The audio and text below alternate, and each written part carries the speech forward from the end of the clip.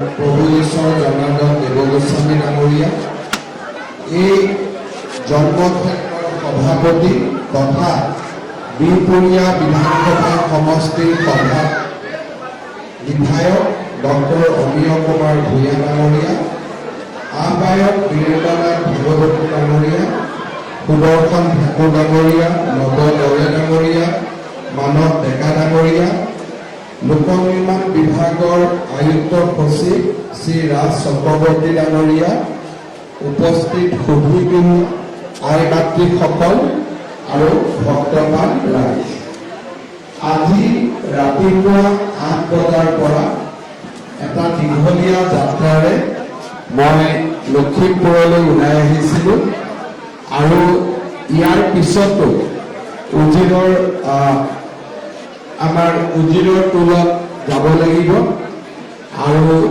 হয়তো আৰু কিছু সময় লাগিব, তাৰ পিছত লখিমপুৰলৈ যাব লাগিব। সেইবাবে মই দীঘলীয়াকৈ বক্তব্য ৰাখিব খোজা নাই। নৱ বৈষ্ণৱ ধৰ্মৰ প্ৰাণ প্ৰতিষ্ঠাতা মহাপুৰুষ শ্ৰীমন্ত শংকৰদেৱ, মহাপুৰুষ মাধৱদেৱ, দামোদৰদেৱ, হৰিদেৱ, অনিৰুদ্ধদেৱৰ দৰে আমাৰ সমাজ জীৱনত আলোকৰ বন্তি জ্বলোৱা প্ৰতিগৰাকী মহান মনীষীলৈ মই মোৰ শ্ৰদ্ধা নিবেদন কৰিছোঁ।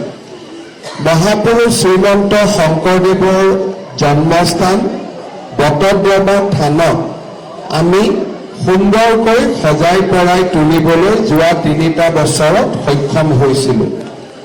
তাৰ লগতে মহাপুৰুষ শ্ৰীমন্ত শংকৰদেৱৰ জন্মস্থানখনৰ উন্নয়ন কৰাৰ লগে লগে তাত আন এটা বৃহৎ প্ৰকল্পও আমি নিৰ্মাণ কৰিছোঁ, যি এই বছৰৰ শেষৰ ফালে আমি উদ্বোধন কৰিব পৰা অৱস্থাত আহি পৰিম। বৰপেটা সত্ৰৰো পুনৰ নিৰ্মাণৰ কাম আমি আৰম্ভ কৰিছিলোঁ। প্ৰায় 50 বছৰৰ পিছত সত্ৰৰ 3 পাত চালি আজি পৰিৱৰ্তন হৈছে আৰু বৰপেটা সত্ৰই এটা নতুন ৰূপ পাইছে। মহাপুৰুষ শ্ৰীমন্ত শংকৰদেৱৰ কৰ্মভূমি পাটবাউসীক সজাই পৰাই তোলাৰ বাবে আমি এক পৰিকল্পনা হাতত লৈছোঁ আৰু সমান্তৰালভাৱে পাটবাউসীত আন এক নৱবৈষ্ণৱ ধৰ্মৰ পথ প্ৰদৰ্শক শ্ৰী শ্ৰী দামোদৰদেৱ তীৰ্থখনকো সজাই তোলাৰ আমি প্ৰচেষ্টা হাতত লৈছোঁ, যি অহা মাহৰ পৰা আমি নিৰ্মাণৰ কাম আৰম্ভ কৰিম। নাৰায়ণপুৰত মাধৱদেৱ কলাক্ষেত্ৰই প্ৰাণ পাই উঠিছে আৰু আজি আমি সকলোৱে মাধৱদেৱ কলাক্ষেত্ৰৰ পৰিৱৰ্তিত ৰূপটো আমি দেখা পাইছোঁ।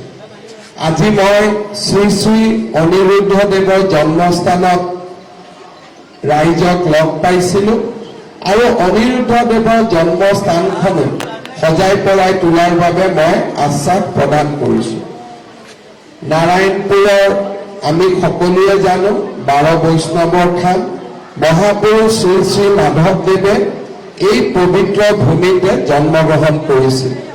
শংকৰ মাধৱে আমাৰ জাতিটোক প্ৰাণ দিছিলে, জাতিটোক এটা প্ৰাণৱন্ত জীৱন্ত জাতিলৈ ৰূপান্তৰ কৰিছিল। বহু দিনৰ পৰা উজিৰৰ টোল, লেটেকু পুখুৰী আদি চলি থকা মাধৱদেৱৰ জন্মক্ষেত্ৰক লৈ বিতৰ্কৰ ওৰ পেলাবলৈ মই পৰামৰ্শ দিছিলোঁ আৰু সমগ্ৰ অঞ্চলটোকে জন্মক্ষেত্ৰ হিচাপে গ্ৰহণ কৰিবলৈ ৰাইজক পৰামৰ্শ দিছিলোঁ। আজি আমি দেখা পাইছোঁ যে সেই পৰামৰ্শ গ্ৰহণ কৰাৰ পিছৰে পৰা আমাৰ মাজত থকা বহু দিনৰ ভুল বুজাবুজিসমূহ আঁতৰিছে আৰু এটা মহান অসমীয়া জাতি হিচাপে আমি আত্মপ্ৰকাশ কৰিব পাৰিছোঁ। অহাকালি উত্তৰ লখিমপুৰত কেবিনেট বৈঠক আছে। মাধৱদেৱৰ জন্মক্ষেত্ৰ, লেটেকু পুখুৰী, উজিৰৰ টোল, আপোনালোকৰ ইয়ালৈ অহা ৰাস্তা, এই গোটেইবিলাকৰ সৰ্বাংগীন বিকাশৰ বাবে মই কালি কেবিনেটত আলোচনা কৰিম আৰু আপোনালোকক যিমানখিনি মই কৰিব পাৰোঁ সিমানখিনি কৰি এই জন্মক্ষেত্ৰখনক আমি এক আধ্যাত্মিক ক্ষেত্ৰলৈ ৰূপান্তৰ কৰিম, যাতে ভাৰতবৰ্ষৰ ভিতৰতে ই এখন চকুত পৰা আধ্যাত্মিক ক্ষেত্ৰ হয়। তাৰ বাবে মই প্ৰচেষ্টা কৰিম, আপোনালোকে আশীৰ্বাদ কৰিব। যেতিয়া জন্মক্ষেত্ৰৰ কাম আৰম্ভ হ'ব, তেতিয়া মই নিজে আকৌ এদিন দিনে পোহৰে আহিম, আপোনালোকৰ লগত একেলগে বহি প্ৰসাদো খাম আৰু আপোনালোকৰ লগত কথা বতৰা পাতিম। আজি মই পুনৰবাৰ বহু দেৰি মোৰ কাৰণে অপেক্ষা কৰি আছে আপোনালোকক ধন্যবাদ আৰু কৃতজ্ঞতা জনালো আৰু আকৌ এবাৰ লগ পোৱাৰ আশা ৰাখি মই মোৰ বক্তব্যৰ সামৰণি মাৰিলো। জয় হিন্দ, বন্দে মাতৰম।